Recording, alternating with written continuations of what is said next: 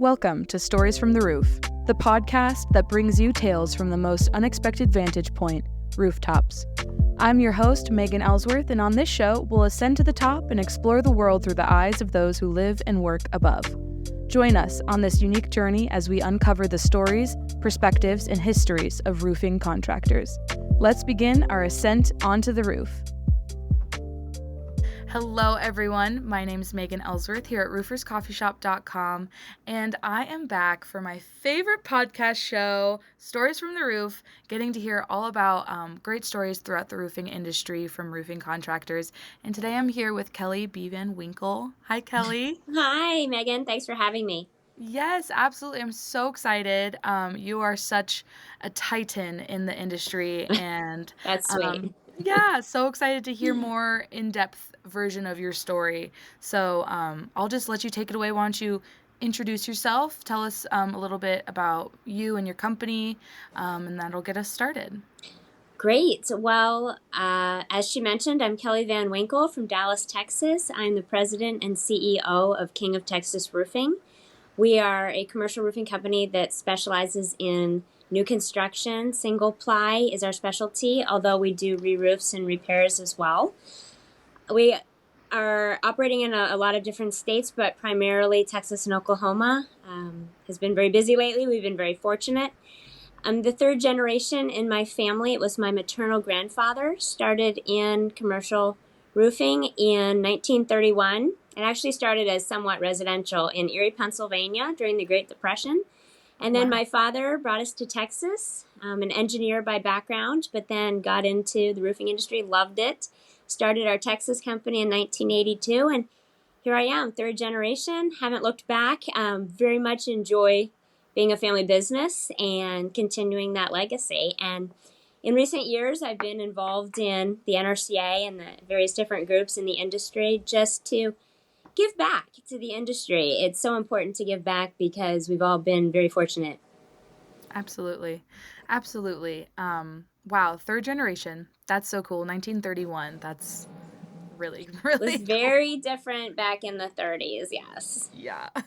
And then even to the 70s and 80s, when my dad started in the industry, and then I actually started around 2004 in the construction industry. So even since then, the last 20 years, I've seen differences. So we've come a long way.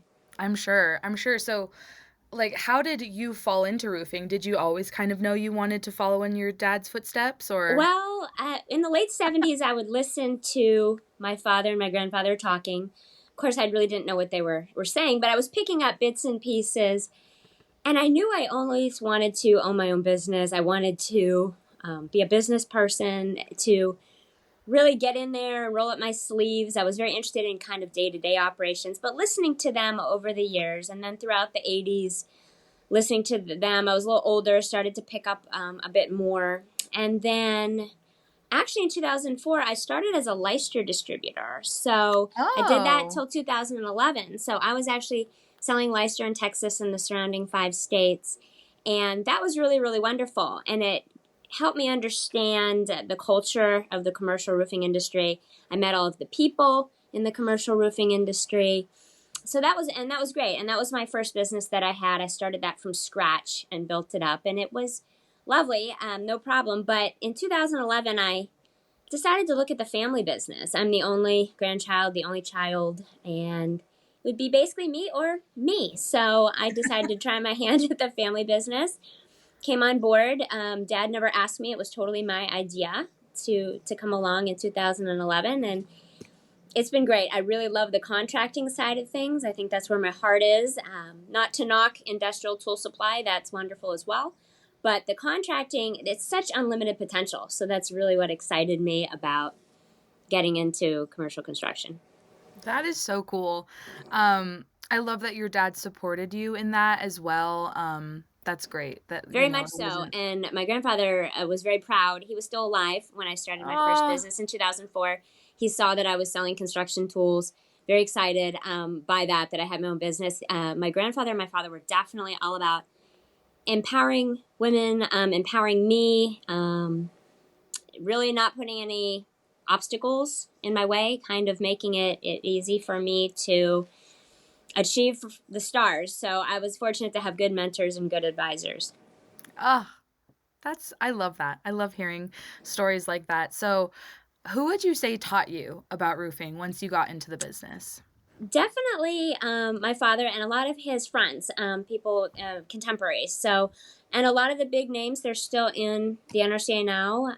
A lot of the guys that were former NRCA presidents, like my dad, they were always good role models, very encouraging, definitely wanted to help me, happy to answer any questions I had. So luckily, my father and all of his friends really were influential. They were great mentors. They would let me bounce ridiculous questions off of them.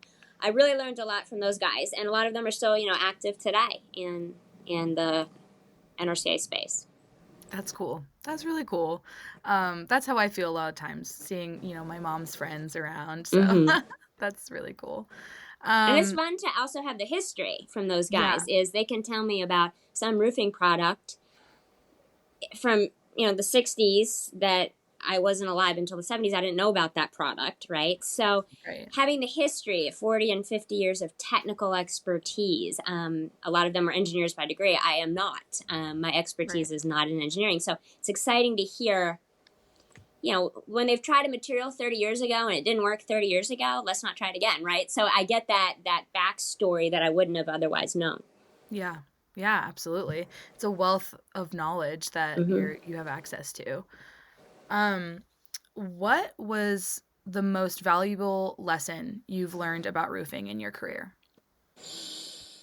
I think the importance of reputation, so not Mm, overpromising and under-delivering, being a person of your word, not giving baloney answers when you're just making stuff up to give the customer an answer. That's never the right way to do it, because they're going to right. find out that you made it up, or that it Mhm. wasn't truthful, or it was just an easy, convenient answer. It would actually be better to, for reputation purposes, to say to the caller, I don't know, let me go find out and I'll get back to you. Much better than making up a story that may not be true, and the customer finds out later that it's a bunch of nothing. So I would Yeah. say being a person of your word is important in our industry, and the importance of reputation, because once you sully your reputation, it's really hard to get back in the business community.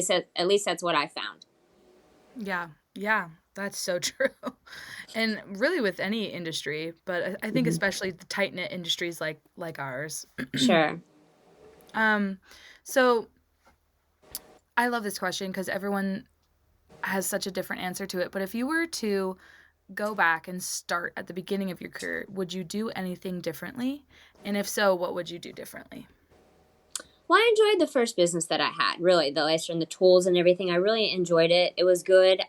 It was good for me to start a business from scratch on my own, Hmm. from the ground up.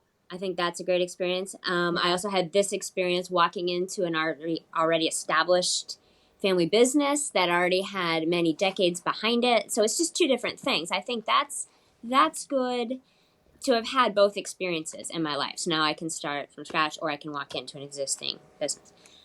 I don't know that I would do that differently. I think it was a good way. In my mind, sometimes I say I wish I just jumped into the contracting side of things because I love it so much. But I think, you know what? That first 7 years of my career, that was valuable. That taught me a lot. It taught me how to stand on my own 2 feet and so on and so forth. So I don't know that I really would change anything about my direction. I think I'm glad for both experiences that I've had. Yeah. Yeah, I love that. It's so important to have a wide breadth, and now you're heading up amazing company, and you have all those experiences to Yeah. take with you into this experience. Um, Kind of going off of that in your amazing company, what is the best thing you've ever done for your business? Best thing I've done. Well, that was actually something we've done very recently, and that Ooh. is looking at the issues of communication that we've been having, and the way we're organized, and different work product buckets. So whether it be operations and logistics, or it's safety, or finances and accounting, or admin, HR, whatever the work bucket is, and how we work together, because we can't all work in silos, right? So making sure that communicate our departments and divisions, different work areas are communicating properly so that everyone is on the same page. So we've really put a lot of work, a lot of strategizing lately, a lot of work into our leadership team. So I have what's called the Fab Five, and they have assist me, and they each have a different work bucket area that they're responsible for. And having those just quick weekly meetings just to make sure the five of us are on the same page.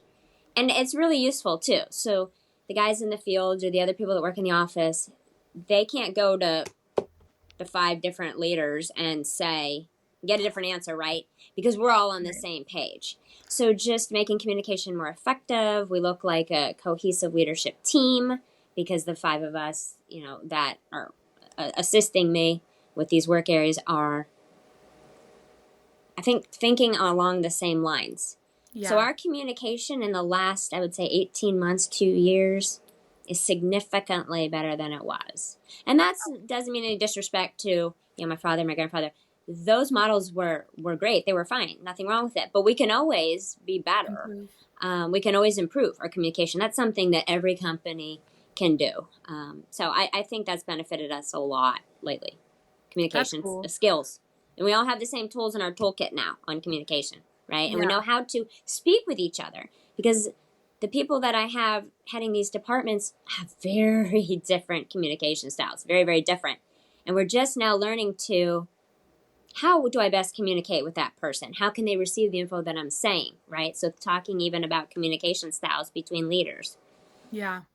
Oh, man, that's so important. Communication styles. I've been learning about those recently. And they're one guy and I, different. And it took us a couple years, I'll be honest, to get on the same page. And now we can just finish each other's sentences. So I think that's great. It's really useful in a company, especially a family company, or medium-sized company. I think it's a good thing to be on the same page with your other leaders. Yeah. Oh my gosh, so true. And I love the Fab Five name. Yes, they are. I count on the Fab Five. They're important. Yeah, I like their viewpoints because you don't just need all of my ideas. I mean, that would get stale, right, if it was just my ideas. So the fact that I have these Fab Five giving me fresh ideas, that's great. I think an organization can get stale if you just have one idea generator. You need multiple idea generators. Absolutely. Oh, I couldn't agree more. Yes. That's so true. I love that. I'm also so glad to hear that, it's worked and you've seen the progress. So much so. Months. Yeah. That's amazing. So in one word or sentence, describe the most important trait in an employee or coworker. I would say enthusiasm. Yeah. I'm not going to say roofing skill, roofing expertise. I'm going to say enthusiasm. The reason why I say that is I hire a lot based on attitude.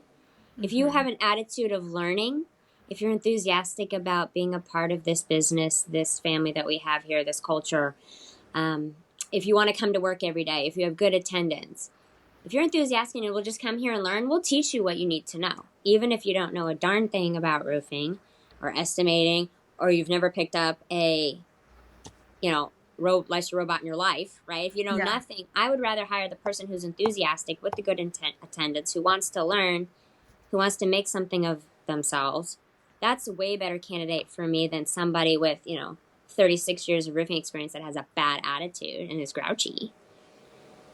So true. Yeah, and I think a lot of people need to think about that. I know several people out there that are hiring based on roofing experience. Well, that's great, but you have to have the other component, the soft skills and the enthusiasm, the excitement, the passion, the drive, whatever it is that you want to call it. You need both. Yeah. And I love that you said soft skills. I also just learned about soft versus hard skills, and so interesting in how important soft skills are. Yes. And how sometimes they get communication. Yes, communication is key. So really quick, we're going to go for a quick commercial break from our sponsor, Johns Manville. Relentless sun, torrential rain, severe heat and cold. Commercial roofs face no shortage of extremes. And the true test of any roofing system is how it stands up to these conditions over a long lifespan.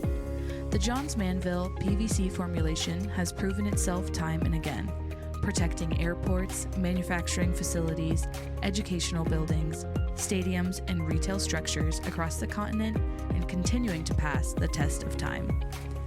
Johns Manville offers one of the most comprehensive guarantees in the roofing industry. That's the advantage you can expect from a long-time, dependable leader with the financial backing of Berkshire Hathaway.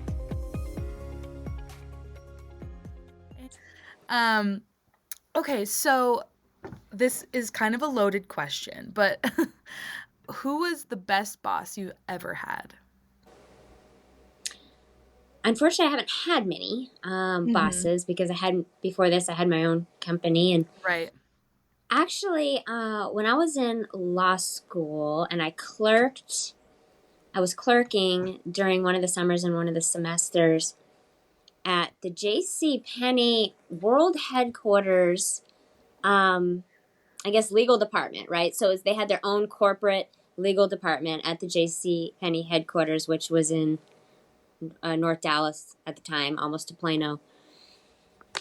It was so interesting, that corporate beast, or whatever you want to call it. The corporate experience is so different, right? So I had only seen growing up family businesses and smaller, medium-sized businesses. And so that corporate environment is so incredibly different as far as politics. And I don't mean left-right politics. I mean just like office politics. I mean just what's expected in a corporate person's behavior.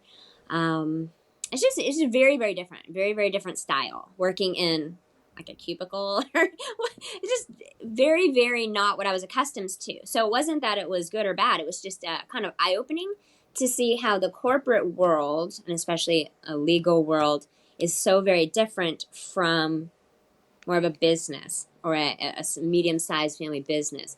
Two different beasts. And so again, glad I had both experiences. Really. Yeah. Wow. Yeah, I mean, JCPenney, A, a throwback, and B, That was a long time ago. I was in law school a long time ago. I also didn't know you went to law school. How cool is that? Well, I only did half. And because I realized I much preferred the business world to the legal world. And I saw myself doing business as a business operator. By then, I had been bit by the entrepreneurial bug. And I saw myself as a business operator, not necessarily a lawyer representing the business owner. I wanted to be the business owner. So that's when I switched to my MBA and I said, oh, this feels better. So the MBA was a better probably fit for me than law school. And that's not to knock it because it was a wonderful experience. In fact, things that I learned in the contracts law course or the business law course, I still use those concepts today. So very useful education. Wow. Yeah, absolutely. I mean, that's huge. It made me read contracts like a tiger. Yeah. Yeah, you're like, no, yes. Yeah. I love that. So this is I say this every time, but this is my absolute favorite question because it's so happy, but what makes you smile when you think about your job or your business? I know this sounds cheesy, but I love getting up in the morning and coming here. I love the people. I mean, we're lucky in that most people that work in this office, they've been here minimum 20 years. I have someone who's been here 36 years. And that's pretty much everybody. I think we have one woman that's been here less than a year and, two people that are like at the 8 or 9 year range. But I kid you not, everyone else has been here between 20 and 36 years. And it's just, we are like a family. I know it sounds dumb, but what makes me smile is just getting up in the morning and coming here to these people because it's so much more than just coworkers. Yeah. They're friends. They're people that I care about. I care about their families. I interact with their spouses, their kids. Now some of them have grandkids. I mean, we're very much all intertwined. And so we actually like getting up, coming to work every day. And I'm appreciative because I know that's not realistic for most Americans. Most Americans go to work because it's a paycheck. They go to work because they need to pay their bills, pay their rent, whatever. Yep. They don't love it. I actually like to get up, get a shower, get in the car, and come here. So that makes me smile. Just the day to day, really. I enjoy actually working, coming to work and doing this business. Yeah. Yeah, you're so right. That is such a joy and such a gift that you get to experience every day, and that your employees get to experience, because I'm sure they would say the same And we thing. try to make it a little bit of fun too while we're Yeah. here. Yeah. Of course. um I love that. That just makes me smile. So thanks for sharing that. um so kind of moving into talking about our sponsor, John's Manville. Mhm. How important is a relationship with a manufacturer like JM to a roofing contractor? It is one of the most important things. Mm. Very, very important. John's Manville is a true partner. And when I say that, I say it with all seriousness. They are our partner on a daily basis.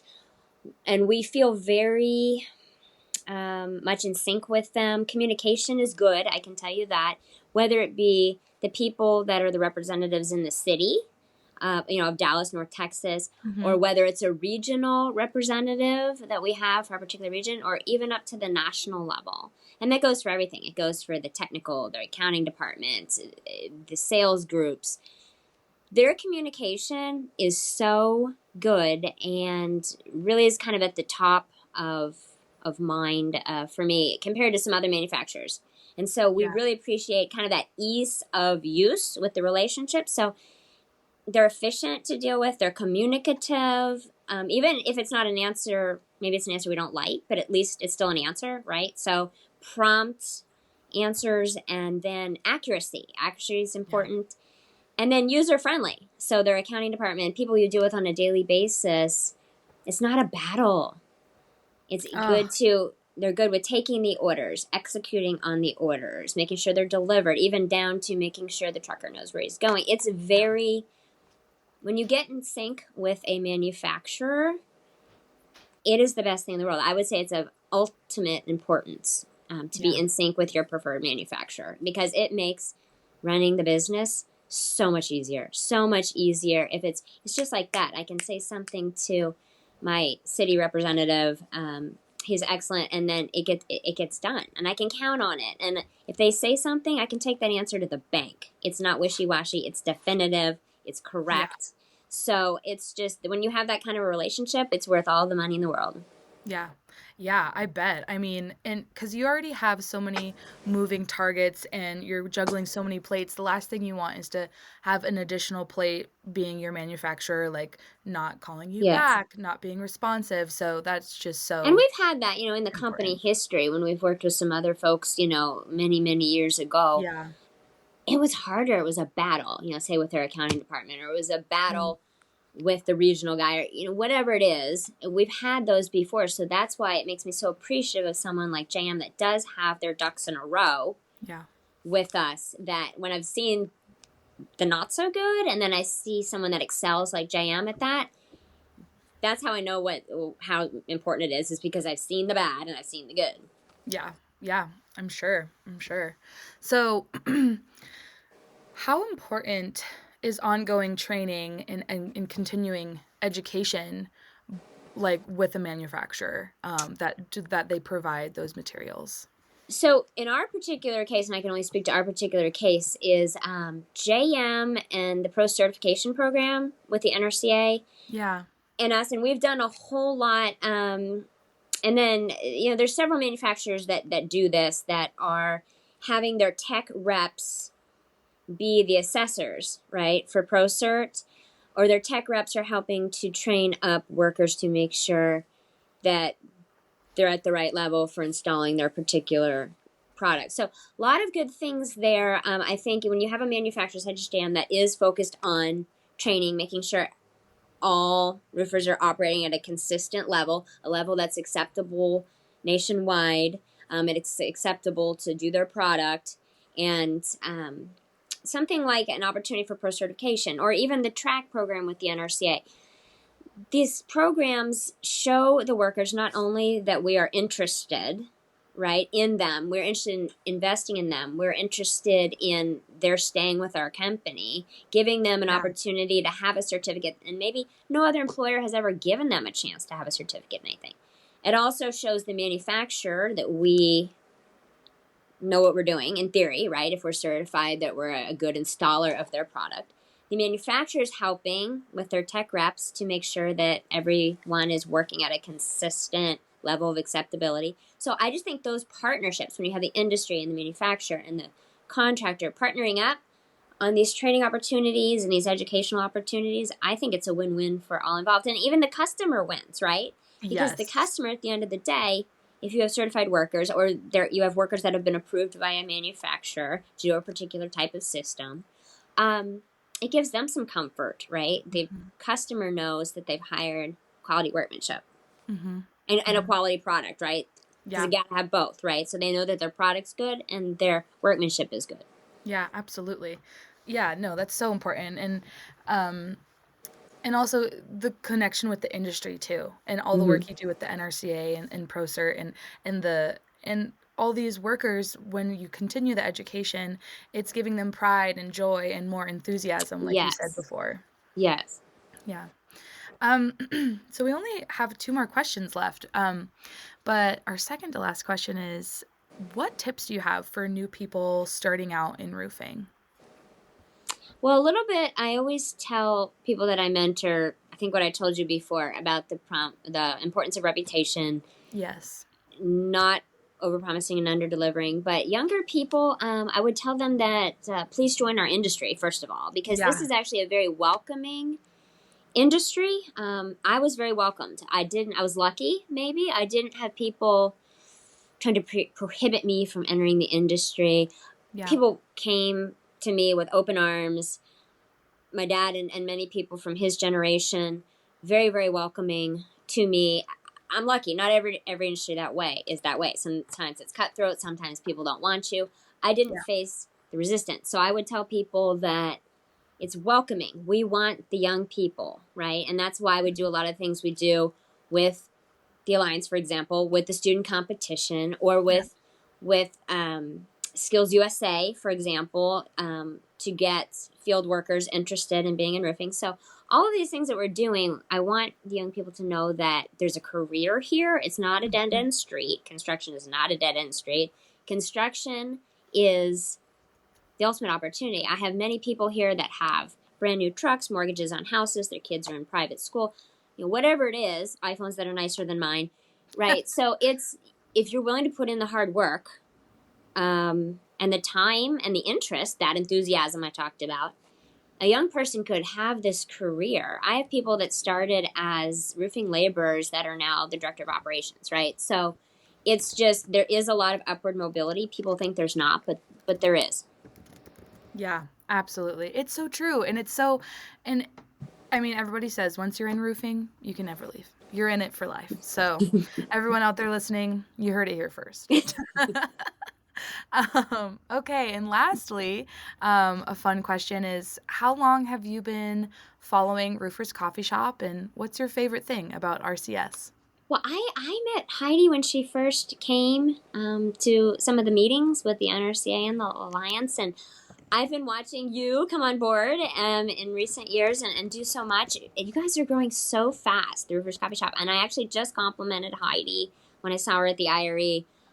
I mean, it's great. And your brother, he's been a great add to the Roof Pack Yeah. committee. We've Oh, really yes. appreciated you guys' support and just the involvement. And you all jumped in with 2 feet. And I've been a fan for a while. I see you guys constantly growing. And by the way, I like your pet competition.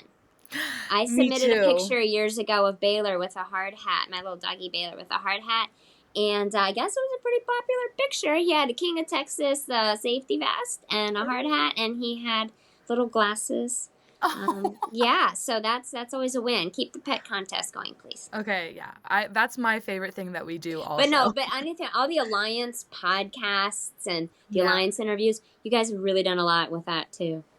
Awesome. Well, we're so glad to be a resource for the industry and cultivate this amazing community that the roofing industry has. So, and we're glad that you are a part of our family as well. Oh yes, it's so good to know you, and thank you again for inviting me today. Yes, absolutely. Thank you so much for sharing your story and talking about Johns Manville and your work with them. So, everyone out there listening, make sure to go to rooferscoffeeshop.com/stories from the roof to learn more. You can also find the King of Texas directory on rooferscoffeeshop.com to learn more about their story. Kelly, thank you so much. This has been great. Thanks again. Awesome. Everyone out there, thank you. This has been Stories from the Roof. If you've enjoyed these unique rooftop stories, be sure to hit that subscribe button so you don't miss a single episode. Go to rooferscoffeeshop.com to learn more. Thanks for soaring with us on Stories from the Roof. We'll catch you on the next one.